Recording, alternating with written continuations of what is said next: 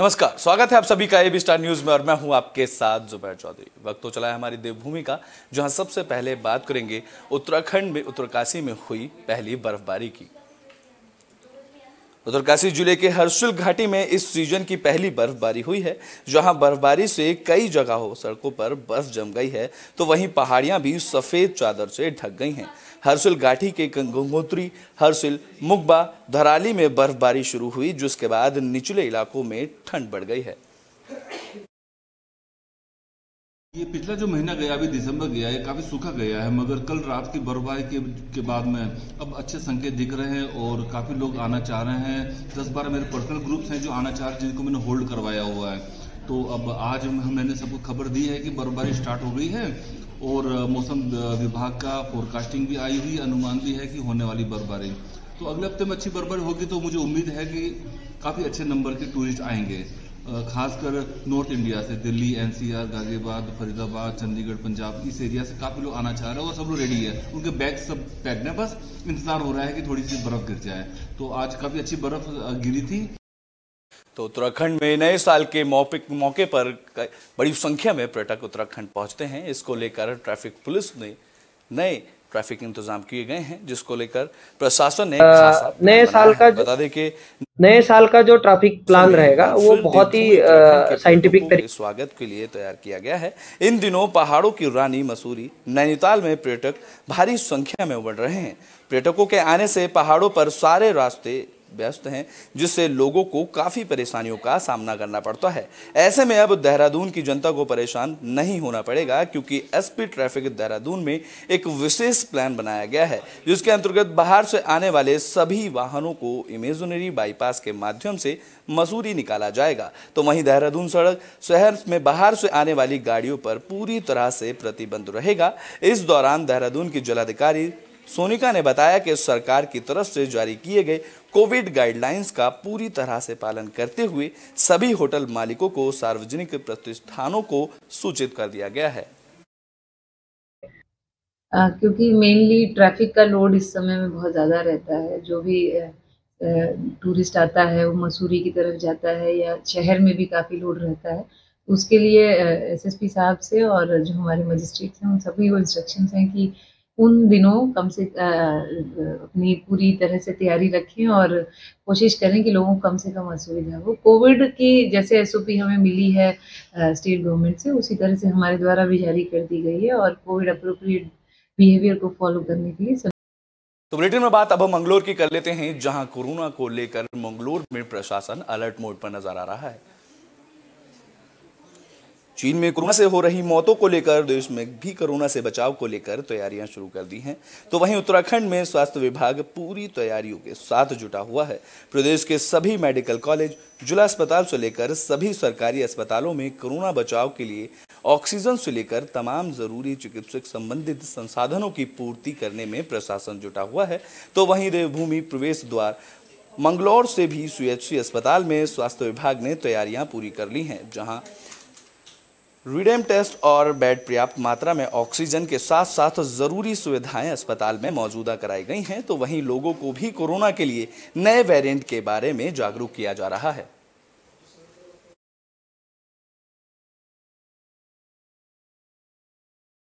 China में जो cases अचानक से बहुत बढ़े हैं, आसपास के जो देश है सभी देशों में बहुत केस बढ़ गए हैं।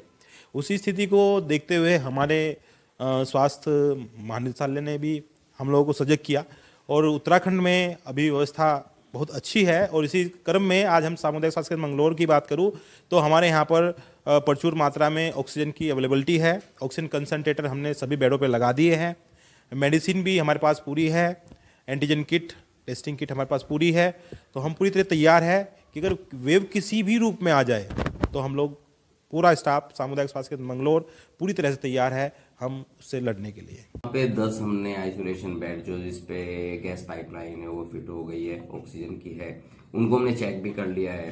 तो रिफिल का भी करा रहे हैं उसको। बाकी पेटेंट से हमने चेक कर लिया सिलेंडर लगा के। उसके तो उत्तराखंड में धामी सरकार ने सरकारी अस्पतालों में इलाज कराने वाले मरीजों को राहत दी है। बता दें कि 1 जनवरी से सरकारी अस्पताल में इलाज कराने वाले मरीजों का यूजर चार्ज बढ़ाया नहीं जाएगा। उत्तराखंड में सीएम धामी के निर्देश पर अस्पतालों में इस बार यूजर चार्ज नहीं बढ़ेगा। बता दें कि 1 जनवरी से सरकारी अस्पतालों में यूजर चार्ज में 10% की वृद्धि की जाती थी, जो कि इस बार नहीं की जाएगी। इस दौरान सचिव स्वास्थ्य डॉक्टर आर राजेश कुमार ने बताया कि इस बार 1 जनवरी से यूजर चार्ज में किसी भी तरह की कोई बढ़ोतरी नहीं होगी। ओपीडी पर्चा बनाने के साथ ही जांच, एडमिशन समेत किसी भी मद यूजर के चार्ज को नहीं बढ़ाया जाएगा। इस संबंध में सभी जिलों से स्थिति स्पष्ट कर दी गई है।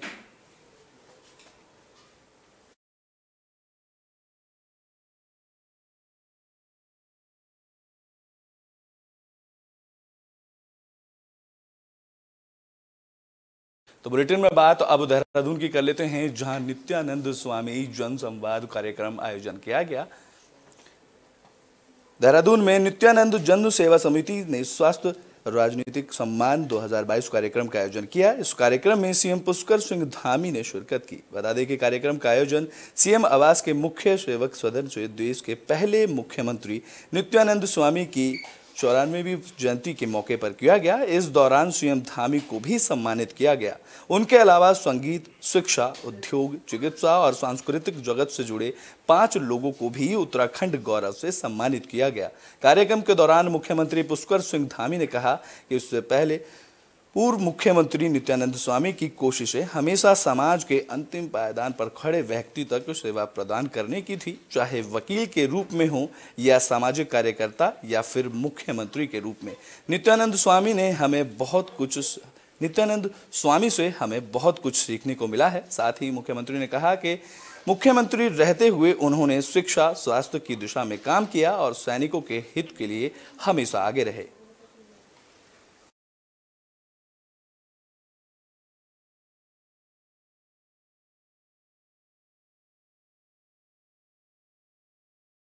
तो बुलेटिन में बात देहरादून की कर लेते हैं, जहां उत्तराखंड में सड़कों पर लटके तारों से अब लोगों को निजात मिलेगी।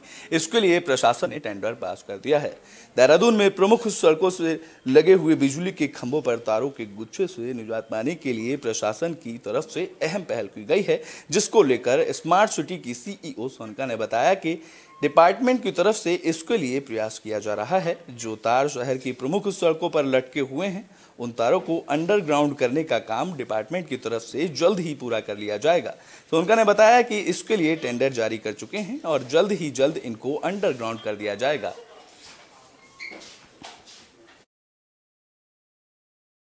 डिपार्टमेंट अपने लेवल पे इस पे कार्य कर रहा है कि जो तार लटके हुए हैं उनको नीरत कर दिया जाए। बाकी कुछ रोड स्मार्ट सिटी का पार्ट, जो रोड स्मार्ट सिटी का पार्ट है, उसमें स्मार्ट सिटी के लेवल पे कार्यवाही चल रही है और टेंडर हो गए हैं। और तो बुलेटिन में बात चमोली की कर लेते हैं, जहां भूस्खलन के बाद डीएम ने चमोली का निरीक्षण किया। इस दौरान उन्होंने सभी विभागीय अधिकारियों के साथ क्षेत्र का स्थलीय निरीक्षण किया। साथ ही डीएम ने सिंचाई विभाग को जोशीमठ के ड्रेनेज प्लांट के जल्द की डीपीआर तैयार करने के साथ साथ जल्द से जल्द काम शुरू करने के निर्देश दिए। तो वहीं जलाधिकारी ने जोशीमठ नगर में हाल ही में हुए भूधसा और मकानों में आई दरारों की गंभीर समस्या पर स्ट्रक्चरल इंजीनियर से जानकारी लेते हुए काम करने के निर्देश दिए। नगर पालिका क्षेत्र में जो मनोहर बाग वार्ड है, तो उसके हमारे कुछ घर हैं जो उनका निरीक्षण किया और किसी का घर है, किसी का मकान है, तो उसमें देखा कि कई जगह पर दरारें आई हुई हैं, कई खेतों में भी कुछ क्रैक्स आए। तो उसमें शासन के द्वारा जो कमेटी थी, उन्होंने एक इन्वेस्टिगेशन उसमें किया है। तो उसके क्रम में एक रिकमेंडेशन उसका ये है कि एक विस्तृत एक जो सीवरेज और ड्रेनेज प्लान बनाने की आवश्यकता है। ड्रेनेज की कमी होने की वजह से एक मेजर कारण बताया जा रहा है, तो उस पर काम चल रहा है, लेकिन उसमें कंपैरेटिवली थोड़ा समय लग सकता है। तो उसको देखते हुए जो इमीडिएट हमारे वर्क्स हैं, अगर कोई टो इरोजन है या फिर जो घर ज़्यादा प्रभावित हैं, तो उनके लिए, उनके बचाव के लिए, उनकी सुरक्षा के लिए क्या सुरक्षात्मक कार्य किए जाने हैं, तो उस पर एक बार उसी के क्रम में निरीक्षण किया और जल्द से जल्द उसके काम को हम स्टार्ट करा के तो बुलेटिन में बात अब उत्तराखंड के थानों में सड़ रही गाड़ियों की कर लेते हैं, जिसको लेकर प्रशासन की तरफ से अहम पहल की गई है।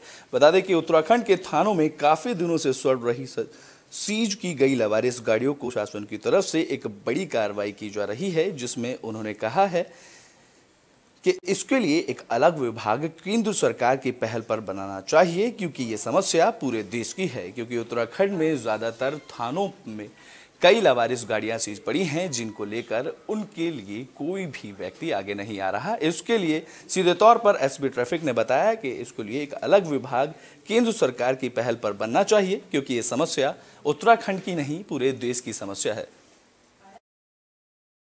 ये सिचुएशन सिर्फ देहरादून की नहीं, ये पूरे उत्तराखंड और पूरे भारत में है और एक बहुत बड़ा इशू है। पिछले महीने चीफ सेक्रेटरी लेवल से भी इसका अभियान चलाया गया था, डीजी सर द्वारा भी अभियान चला गया था। इसमें जब जब कार्रवाई बढ़ती है, जैसे ट्रैफिक पुलिस द्वारा कार्रवाई बढ़ाई गई तो गाड़ियां सीज ज़्यादा होती है और गाड़ियों का कंपाइलेशन ज़्यादा होता है। इसमें प्रावधान ये है, कोई भी गाड़ी अगर हम सीज करते हैं तो उसमें हम सिविल कोर्ट से हमें परमिशन लेनी पड़ती है कि ये गाड़ियां हम नीलाम करना चाह रहे हैं। और जनरली देखा गया है कि कोर्ट 2 साल तक कोई परमिशन नहीं देता है। 2 साल से ज़्यादा पुरानी अगर गाड़ी हो, उसी के नीलामी की परमिशन मिलती है। पर इसमें मैं एक डिफरेंस करना चाहूँगा, जो गाड़ियाँ एमवे एक्ट या किसी अन्य हल्की धारा में सीज होती है, वो जनरली छूट जाती है, नीलामी हो जाती है।